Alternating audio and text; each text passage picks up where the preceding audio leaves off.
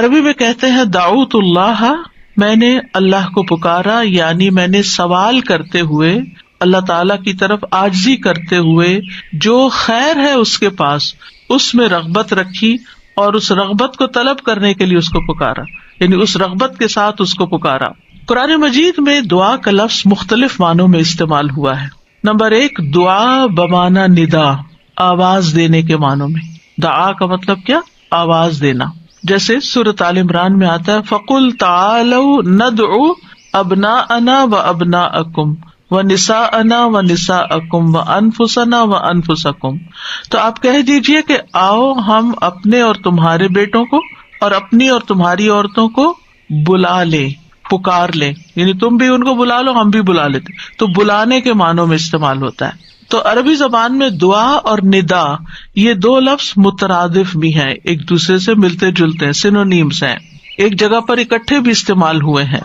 الا دعاء و نداء، کہ پکار اور آواز کے سوا کچھ نہیں سنتا۔ پھر اسی طرح دعا بمعنی طلب کرنا، کسی چیز کی ڈیمانڈ کرنا۔ قرآن مجید میں آتا ہے وَلَا تَزِرُ وَازِرَةٌ وِزْرَ أُخْرَى وَإِن تَدْعُ مُثْقَلَةٌ إِلَىٰ حِمْلِهَا لَا يُحْمَلْ مِنْهُ شَيْءٌ وَلَوْ كَانَ ذَا قُرْبَىٰ، اور کوئی بھی بوجھ اٹھانے والا کسی دوسرے کے گناہوں کا بوجھ نہ اٹھائے گا۔ یہ کب کی بات ہے؟ قیامت کے دن۔ اور کوئی بوجھ سے لدا ہوا شخص اپنا بوجھ اٹھانے کے لیے کسی کو بلائے گا، اس کو پکارے گا، وَإِن تَدْعُ، تو وہ اس میں سے کچھ بھی نہیں اٹھا سکے گا، کوئی مدد نہیں کرے گا قیامت کے دن، اگرچہ وہ قریبی رشتہ دار ہی کیوں نہ ہو۔ تو کسی کو مدد کے لیے بلانا، آؤ میرا سامان اٹھاؤ، میرا بوجھ اٹھاؤ، اس کے لیے بھی لفظ دعا جس میں ایک طلب پائی جاتی ہے استعمال ہوتا ہے۔ اسی طرح دعا کا لفظ بمعنی قول، بات کے بھی استعمال ہوتا ہے۔ قرآن مجید میں آتا ہے فما کان دعواہم اذ جاءہم بأسنا الا ان قالوا انا كنا ظالمین، جب ان کے پاس ہمارا عذاب آیا تو ان کا قول اس کے سوا کچھ نہ تھا کہ وہ کہنے لگے بے شک ہم ہی ظالم تھے۔ تو یہاں پر قول یا بات کے معنوں میں آیا ہے۔ پھر اسی طرح دعا کا لفظ عبادت کے معنوں میں بھی آتا ہے۔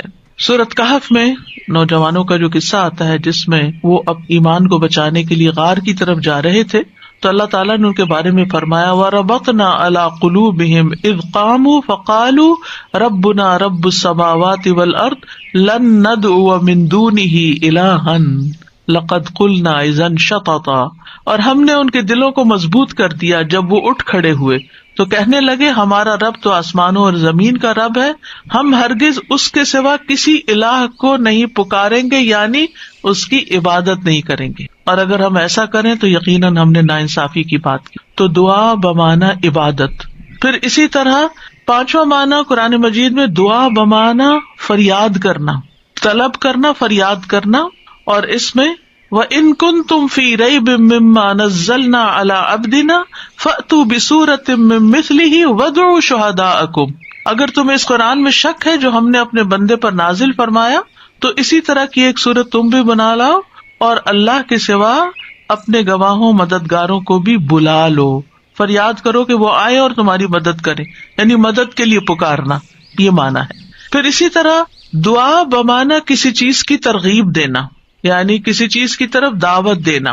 نوح علیہ السلام نے اپنی قوم کو پکارا تھا، قال رب انی دعوت قومی لیلا ونہارا، اس نے کہا ہے میرے رب بے شک میں نے اپنی قوم کو رات اور دن پکارا، ان کو دعوت دیتا رہا دین کی طرف، اپنے رب کی طرف۔ اور اس میں معنی عبادت کا بھی ہے کہ اللہ کی عبادت کرو، تو عبادت کی دعوت میں ان کو دیتا رہا۔ پھر اسی طرح دعا بمعنی منسوب کرنا، نسبت دینا، ادعوہم لآبائہم، ان بچوں کو ان کے حقیقی باپوں کی نسبت سے پکارو، یعنی ادعوہم کا مطلب ہے کہ ان کو اپنے باپوں کی طرف ہی منسوب کرو، جن کے وہ بچے ہیں باپ کا نام نہیں بدلو۔ اور آٹھواں معنی ہے سوال کرنا، دعا بمعنی سوال، جیسے بنی اسرائیل نے موسیٰ علیہ السلام سے کہا قالوا ادع لنا ربک یبین لنا ما ہی، انہوں نے کہا تم اپنے رب سے ہمارے لیے دعا کرو۔ تو یہ جو دعا ہے یہ بمعنی سوال ہے، یعنی مانگو کہ وہ ہمارے لیے بیان کر دے کہ وہ گائے کس طرح کی ہو۔ تو قرآن مجید میں یہ دعا کا لفظ مختلف معنوں میں استعمال ہوا ہے، لیکن دعا کا عمومی شرعی معنی کیا ہے اللہ کی بارگاہ میں عاجزی کے ساتھ سوال کرنا، اور اللہ کے پاس جو خیر ہے اس میں راغب ہونا، رغبت رکھنا. اللہ کی بارگاہ میں اللہ کے حضور عاجزی کے ساتھ سوال کرنا، چیخ چلا کے نہیں بلکہ بہت ہمبل طریقے سے، اور جو خیر اللہ کے پاس ہے اس میں رغبت رکھنا، اس کا شوق رکھنا. طیبی کہتے ہیں اس سے مراد ہے اللہ کی بارگاہ میں انتہا درجے کی عاجزی، انکساری اور محتاجگی ظاہر کرنا. جیسے موسیٰ علیہ السلام نے دعا کیا کی تھی، رب انی لما انزلت الی من خیر فقیر. اپنے فقر، اپنی محتاجی، اپنی ضرورت کا اظہار کیا تھا، انی لما انزلت الی من خیر فقیر. امام ابن قیم کہتے ہیں اس سے مراد ہے ایسی چیز کو طلب کرنا جو دعا کرنے والے کو فائدہ دے، یعنی فائدے کی چیز حاصل کرنے کے لیے سوال کرنا، اور ایسی چیز کو دور کرنے کے لیے طلب رکھنا جو اس کو نقصان دیتی ہو. تو پھر دو طرح سے دعا کرتا ہے انسان، کچھ فائدے کی چیزیں مانگتا ہے اور کچھ نقصان والی چیزوں کو دور کرنے کے لیے اللہ سے درخواست کرتا ہے. ہماری شریعت میں دعا کی دو بڑی اقسام ہیں، ایک ہے دعائے عبادت اور ایک ہے دعائے مسئلہ. دعائے عبادت کیا ہے؟ اس سے مراد ہے کہ انسان اللہ سے ثواب کی امید رکھتے ہوئے، اس کے عذاب سے ڈرتے ہوئے اس کی عبادت کرے، اس میں سوال نہیں ہے.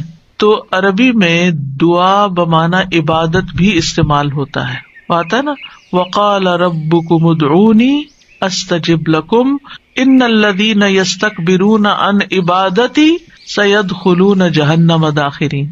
اس میں دعا کے دونوں معنی آ گئے. اور تمہارے رب نے فرمایا کہ مجھ سے دعا کرو میں تمہاری دعا قبول کروں گا، یہ تو سوال ہو گیا.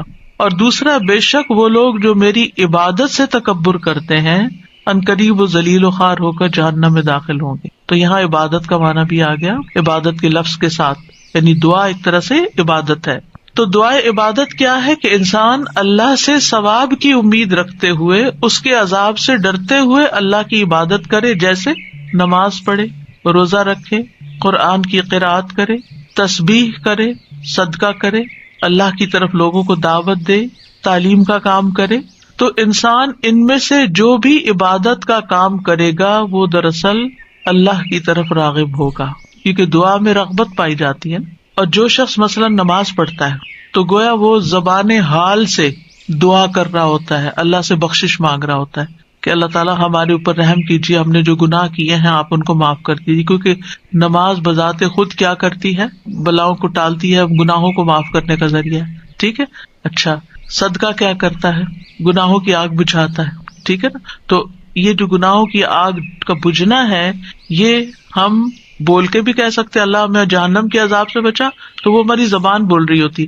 لیکن جب ہم صدقہ دے رہے ہوتے ہیں تو گویا ہمارا عمل جو ہے وہ اسی چیز کا تقاضا کر رہا ہے کہ ہم اپنے اوپر سے گناہوں کا بوجھ اتارنا چاہتے ہیں. تو ایک دعا سوال کے انداز میں ہوتی ہے اور ایک دعا حال کے ساتھ بیان ہو رہی ہوتی ہے، عمل کے ساتھ ہو رہی ہوتی ہے. اور دوسری جو دعائے مسئلہ ہے جس میں مانگنے کی دعا ہوتی ہے، تو وہ یہ ہے کہ انسان دنیا اور آخرت کی کوئی بھی بھلائی طلب کرنے اور دنیا اور آخرت کے نقصان کو دور کرنے کا سوال اللہ سے ہی کرے. دنیا اور آخرت کی کوئی بھی بھلائی مانگنا اور دنیا اور آخرت کے کسی بھی نقصان سے بچنا، یہ بس اللہ ہی سے کرے اس کا سوال. یہ دعائے مسئلہ ہے، یعنی سوال کرنے والی، یعنی وہ دعا جس میں ہم سوال کرتے ہیں. کن چیزوں کا سوال کرتے ہیں؟ دنیا اور آخرت دونوں. آخرت نہیں بھولنی. ربنا آتنا فی الدنیا حسنۃ وفی الآخرۃ حسنۃ وقنا عذاب النار. تو دنیا اور آخرت کی حسنہ مانگنا اور دنیا اور آخرت کے عذاب سے، مصیبت سے بچنا. وقنا عذاب النار، سب سے بڑی مصیبت تو آگ ہے نا، یعنی اس کی کوئی تکلیف انسان کو پہنچے. نبی صلی اللہ علیہ وسلم نے فرمایا دعا عبادت ہے. قال الدعاء هو العبادۃ قال ربکم ادعونی استجب لکم. تمہارے رب کا فرمان ہے میں پکارنے والے کی دعا قبول کرتا ہوں جب وہ مجھے پکارتا ہے.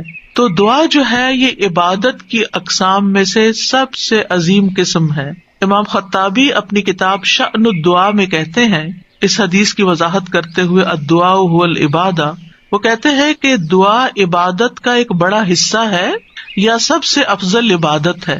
جیسے کہ لوگ کہتے ہیں لوگ بنو تمیم ہیں اور مال اونٹ ہیں، یعنی لوگوں کو دیکھنا تو بنو تمیم کو دیکھو، مطلب سب لوگوں سے افضل ہیں. نبی صلی اللہ علیہ وسلم اسی سے تھے نا، اور ان کی تعداد بھی زیادہ تھی. اور اسی طرح عربوں کے ہاں مال کی سب سے بڑی قسم اونٹ ہوا کرتے تھے. وہ کہتے ہیں مال تو اصل میں اونٹ ہے اور لوگ تو بنو تمیم ہی ہے.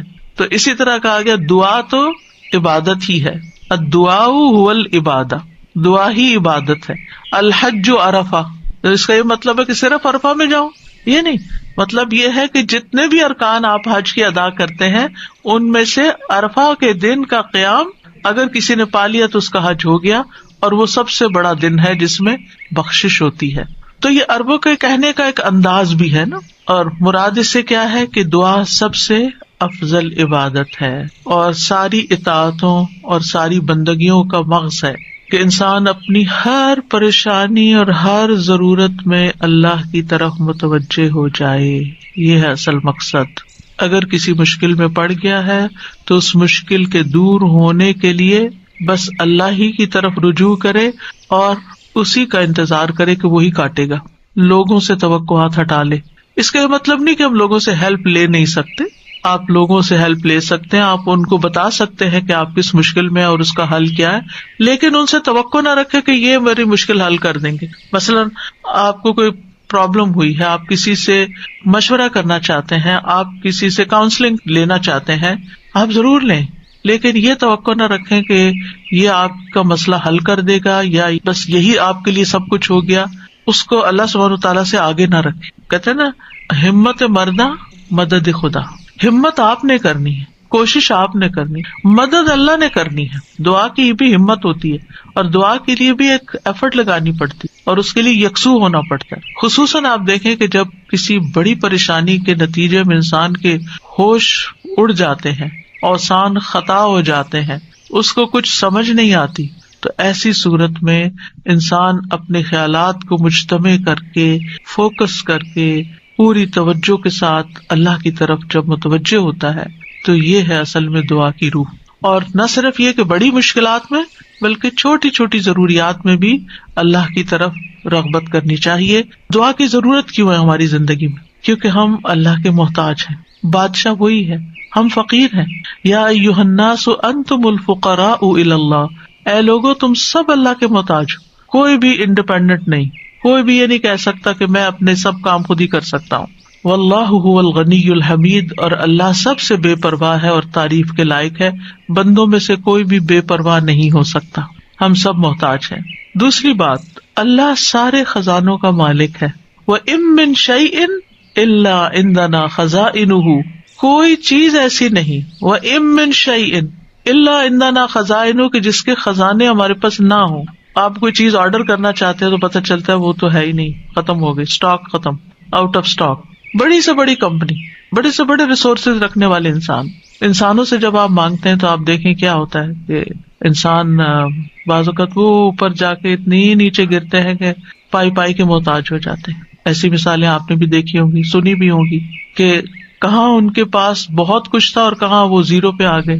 اللہ تعالیٰ ایسا نہیں ہے، ہمیشہ سے ہے اس کے پاس اور ہمیشہ رہے گا.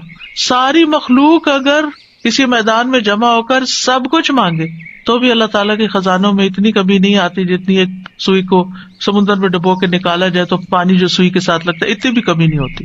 وہ جتنا چاہے خرچ کرتا رہے، جتنا چاہے وہ بندوں کو دیتا رہے، پھر بھی اس کے ہاتھ بھرے رہتے ہیں، ان میں کوئی کمی نہیں ہوتی.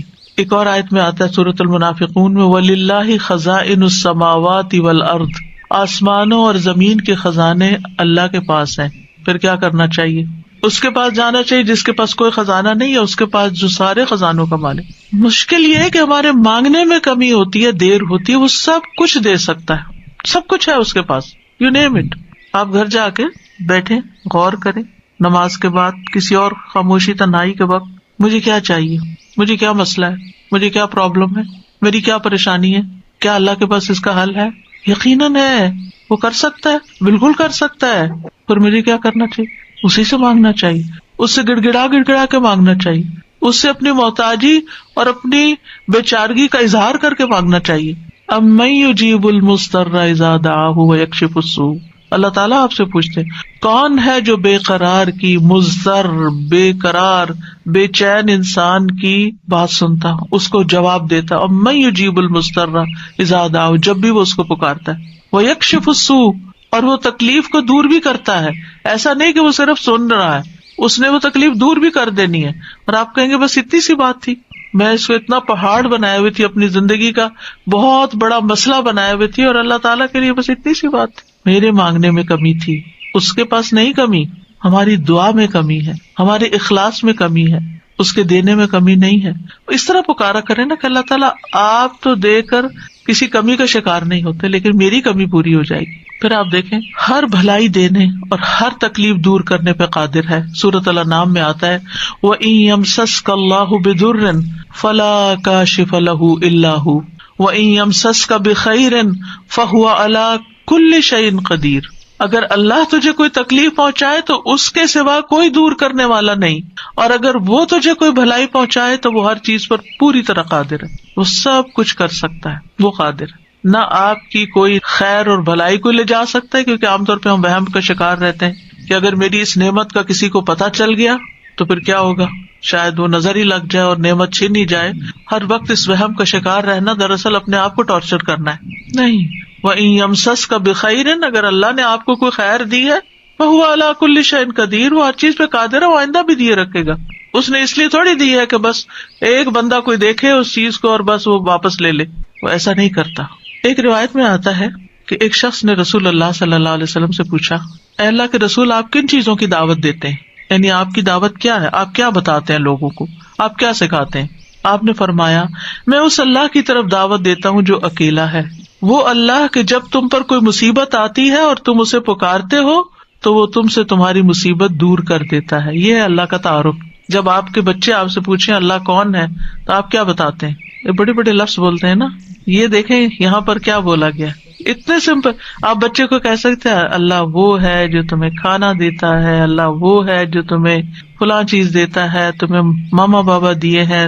جو جو بچے کی ضرورت ہوتی ہے ایج کے حساب سے، آپ اس اعتبار سے بچے کو اللہ کا تعارف کرا سکتے ہیں ان چیزوں کے ساتھ جو نظر آتی ہیں اور جو اس کی پسند کی ہیں کہ وہ ہے اللہ. پھر آپ نے فرمایا کون ہے اللہ کہ جب تم کسی بیابان اور جنگل میں راستہ بھول جاؤ اور تم اس سے دعا کرو تو وہ تمہیں واپس پہنچا دیتا ہے. اور صرف جنگل بیابان نہیں، اب تو خیر GPS وغیرہ کی سہولت موجود ہے، اس کے باوجود بھول جاتے ہیں نا، اس کے باوجود غلط ٹرن لے لیتے ہیں، کبھی پہلے اور کبھی بعد میں. GPS فریز ہو جاتے ہیں، نیٹ چلا جاتا ہے، روڈ میپ ختم ہو جاتا ہے، کئی مسائل ہیں. تو کبھی بھی راستہ بھولیں تو ہم پہلی بات یہ سوچیں کہ اللہ سے دعا کرتے ہیں اللہ راستہ دکھا دے. راستہ بھولنے پر مجھے کبھی ٹینشن نہیں، میں ہمیشہ سوچتی ہوں اللہ پہنچا دے گا، ہو جائے گا، کوئی مسئلہ نہیں. اللہ کے تو علم میں ہے نا. میں تو کہتی ہوں کہ آپ کو پتا ہے نا کہاں ہے، بس وہاں لے جائیں. ہمیں نہیں پتا، آپ کو تو پتا ہے نا.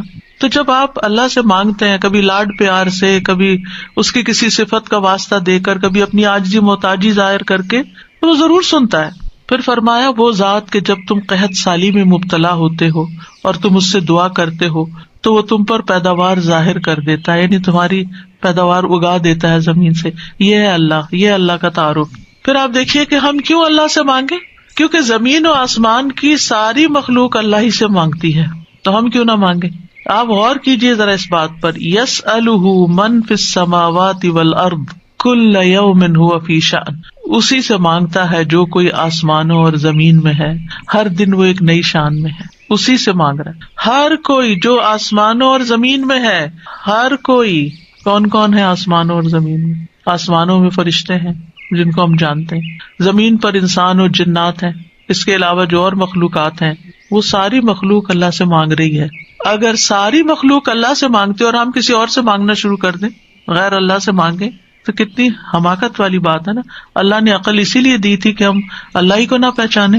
تو اللہ سبحانہ تعالیٰ سے سوال کرنے کے اعتبار سے 4 طرح کے لوگ ہیں. امام ابن تیمیہ کہتے ہیں پس تمام آسمانوں اور زمین کے لوگ اللہ سے سوال کرتے ہیں تو ان کے 4 درجات بن جاتے ہیں. پہلی قسم، کچھ وہ لوگ ہوتے ہیں جو نہ ہی اللہ کی عبادت کرتے ہیں نہ ہی اس سے مدد طلب کرتے ہیں، حالانکہ اللہ نے ان کو پیدا کیا ان کو رزق دیا، ان کو عافیت دی، تو یہ کون ہے؟ نہ اللہ کی عبادت، نہ ہی اس سے دعا، کچھ بھی نہیں، کوئی تعلق نہیں۔ دوسری قسم کے وہ لوگ ہوتے ہیں جو اللہ سے مدد طلب کرتے ہیں تو وہ ان کی مدد کر دیتا ہے، لیکن وہ اللہ کی عبادت نہیں کرتے، عبادت نہیں کرتے۔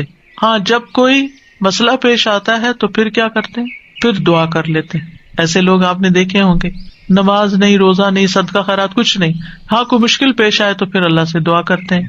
تیسری قسم کے کچھ وہ لوگ ہوتے ہیں جو اللہ کی عبادت اور اطاعت طلب کرتے ہیں، لیکن نہ ہی اس سے مدد مانگتے ہیں، نہ اس پہ توکل کرتے ہیں۔ نماز روزہ کر لیں گے، دعا نہیں کرتے، کہتے ہیں اللہ کو پتہ ہی ہے نا کیا چاہیے، اب مانگنا کس لیے؟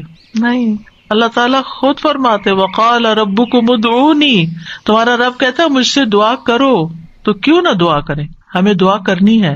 چوتھی قسم کے وہ لوگ ہوتے ہیں جو اللہ کی عبادت بھی کرتے ہیں اور اس سے دعا بھی کرتے ہیں، اس سے مدد بھی طلب کرتے ہیں، تو اللہ تعالیٰ اپنی عبادت اور اطاعت پر ان کی مدد کرتا ہے۔ جیسے ہم کہتے ہیں رب اعنی علی ذکرک و شکرک و حسن عبادتک، تو اللہ تعالیٰ مدد بھی فرماتا ہے۔ اب ہم اپنے آپ کو دیکھیں کہ ہم کون سی کیٹیگری میں فال کرتے ہیں، ہم کہاں ہیں؟ کیا ہم ان لوگوں میں ہیں جو عبادت بھی کرتے ہیں اور دعا بھی کرتے ہیں؟ تو یہ ٹاپ کلاس کے لوگ ہیں، اور باقی اللہ تعالیٰ کے حق میں کبھی کوتاہی کرتے ہیں۔ تو ہمیں دعا کرتے رہنا چاہیے، اللہ تعالیٰ کو پکارتے رہنا چاہیے، ہر ضرورت میں، ہر مقصد میں، ہر پریشانی میں، ہر دکھ میں، ہر بیماری میں، ہر موقع پر، ہر چیز کے لیے، چھوٹی سے چھوٹی چیز کے لیے، بڑی سے بڑی چیز کے لیے اللہ ہی سے مانگنا چاہیے۔